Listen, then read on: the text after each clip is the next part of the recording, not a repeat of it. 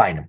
A někteří klienti, řekněme, nebo budeme posouvat se jako dál, jo, jakože v tom stromu, řekněme, začali jsme někde s obecným průměrným P, no teďka už se hrabeme někde v produktech a najednou řekněme, že zjistíte, že máte nějaké top produkty, ať už si zatím teďka představíte cokoliv, prostě máte nějaké top produkty a my je teďka chceme promovat a vy někdo to právě dá do té segmentace toho třeba Pmaxky nebo na S-Clicku, to je jedno, prostě do nějaké produktové reklamy, to strčí a řekne, tohle jsou to produkty, na tyhle PPCčkaři jako makej, šlapej do nich.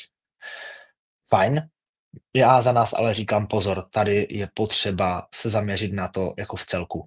Jako to, že PPCčkaři někdo řekne, tady jsou to produkty a udělej kolem toho show, souhlas, fajn, už aspoň tahle informace je důležitá, je tam potřeba ale to B. Teď musí začít ta spolupráce, co všechno se s tím dá dělat. Takže například můžete začít zkoušet různé akce. A teď nemyslím takové ty jednoduché slevy, od toho se dneska odprostím, takové ve smyslu prostě dáme 50% slevu na všechno a bude. Ne, tady čistě myslím teďka jakékoliv další akce, zajímavosti, kampaně, můžete si s tím různě začít hrát, takže začnete zkoušet dávat třeba 2+1, a začnete zkoušet spoustu dalších jiných věcí, jo.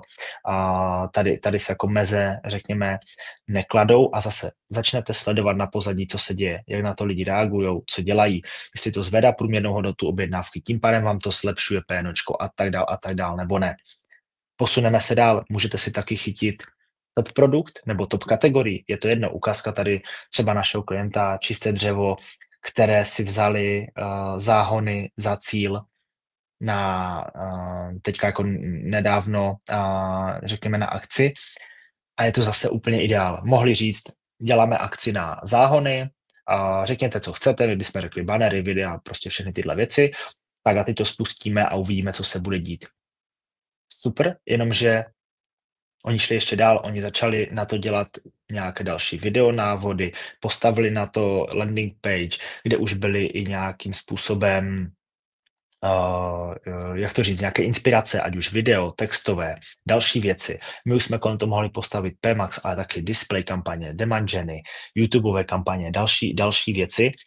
Bylo to podpořené navíc influencery, UGC tvůrci a hromada dalších věcí a najednou se kolem tohoto produktu, nebylo to jenom takové, uděláme akci a uvidíme a řekneme tam něco PPCčkaři, tam někdo meta, tam něco, tam e-mailing a fajn, ale jako postavilo se to celkově. Navíc tady ještě, když nad něčím takovým budete přemýšlet, tak geniální věc tady, časové omezení. Začíná jaro, lidi budou chtít začít sadit a najednou budou to chtít hned. A není to takový ten časový tlak akce pouze do středy. Jo? Není to takový ten umělý tlak, ale je to, řekněme, ten praktický tlak, přirozený tlak, že to teďka ti lidi chcou a oni nejspíš ty záhony budou hledat, ale vy už dopředu jdete s tím, s úzkou kategorií, jo, a přitom čisté dřevo to prodává jako hromady. A mohli by, jak jsem tam ukazoval, říct všechny produkty, hážem do Pmaxy, Google si s tím jak poradí. Tohle zase jiný přístup, jak se k tomu můžete postavit. My třeba u našeho některého produktu zase nejčastěji influenceri, UGC tvůrci. Tady důležitá věc, proč to říkám, nechci úplně zabíhat to, co měl právě minule Vítek Janda, ohledně TikToku a UGC tvůrců a těchto věcí, to fakt doporučuji si pustit někdy bokem na záznamu tady na YouTube kanále, ale tady konkrétně, když už vám tohle někdo vytvoří, tak všichni ví automaticky, používáme to do mety, do reklam, na TikTok a tyhle věci.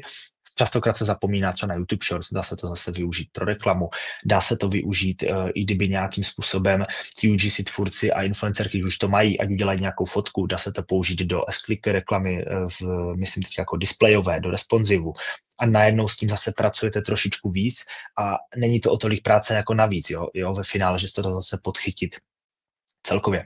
A nebo moje oblíbené, třeba se jednou podaří tady pozvat i někoho na CX, a tím pádem, co se týká jako výzkumu, jo. Poslouchejte zákazníky. Najednou začnete zjišťovat, že když jim prodáváte magnézium, tak oni by to možná chtěli vlastně v gumových bombonech, že jim úplně nesedí políkání pilulek. Že někteří by to chtěli v šumivých tabletách, někteří by chtěli menší kapsle a někteří by chtěli větší balení. Najednou se podíváte na trh, tak jako jsme se podívali my a zjistíme, tady nikdo neprodává větší balení, tady všichni prodávají maximálně jako 90kové tobolkové balení, krabičky. No ale magnesko je věc, co lidi berou 2-3 tabletky denně, a někteří i více, třeba profi sportovci. Tyjo, no co kdybychom zkusili vyrobit 300 nebo 270 pilulkové balení. A je to najednou věc, jdeme to zkusit, jdeme to zjistit u výrobce, jdeme to vyzkoušet, můžeme to použít do reklamy a najednou si s tím hrajeme daleko více. Versus ten přístup, kdy se zase vrátím zpátky, cílíme na všechno. Prostě hodíme to do Pemaxy, máme 100 000 produktů, hodíme to do Pemaxy, cílíme na všechno. My naopak, ten zase způsob, ať už záhonu, nebo tady třeba konkrétní ukázka toho magneska. My vidíme, že se nám prodává, že zákazníci se ho chválí, píšou nám zpětnou vazbu, že vidí ten přínos, my to vidíme na prodejích opakované a tak dál, tak si s tím jdete hrát ještě více. Jo? A to už i tím, že jste hodně v detailu a hrajete si s tím do detailu. A zase tohle, teďka už odbíhám jako čistě od PPCčka, ale tohle zase pomůže strašně moc i PPCčku.